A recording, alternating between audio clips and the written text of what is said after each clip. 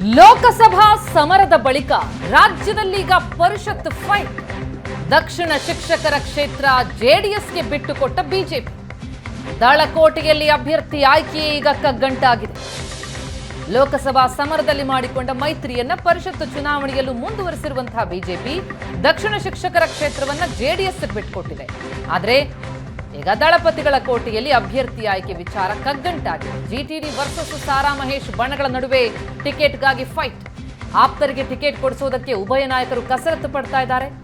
ಮಾಜಿ MLC KT Srikantegowda ಪರ ಜಿಟಿಡಿ batting ಮಾಡಿದ್ದಾರೆ. ಮಂಡ್ಯ ದಳ ನಾಯಕರಿಂದಲೂ ಕೂಡ ಶ್ರೀಕಂಠೇಗೌಡ ಪರ ಲಾಬಿ ನಡೆದಿದೆ. ಆಪ್ತ ವಿವೇಕಾನಂದಗೆ ಟಿಕೆಟ್ ನೀಡಬೇಕು ಅಂತ ಸಾರಾ ಮಹೇಶ್ ಪಟ್ಟು ಹಿಡಿದಿದ್ದಾರೆ. ಹೀಗೆ ಎರಡೂ ಬಣಗಳ ಟಿಕೆಟ್ ಫೈಟ್. ಇದರಿಂದಾಗಿ ವರಿಷ್ಠರಿಗೆ ತಲೆಬಿಸಿಯಾಗಿದೆ. ನಾಮಪತ್ರ ಸಲ್ಲಿಕೆ ಆರಂಭ ಆದರೂ ಇನ್ನೂ ಅಭ್ಯರ್ಥಿಯನ್ನ ಘೋಷಿಸಿಲ್ಲ ಜೆಡಿಎಸ್.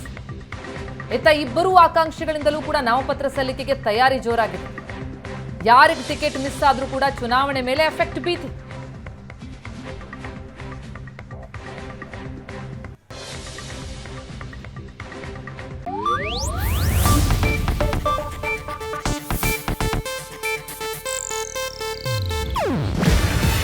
ಇದು ಏಷ್ಯಾನೆಟ್ ನ್ಯೂಸ್ ನೆಟ್ವರ್ಕ್ ಪ್ರಸ್ತುತಿ.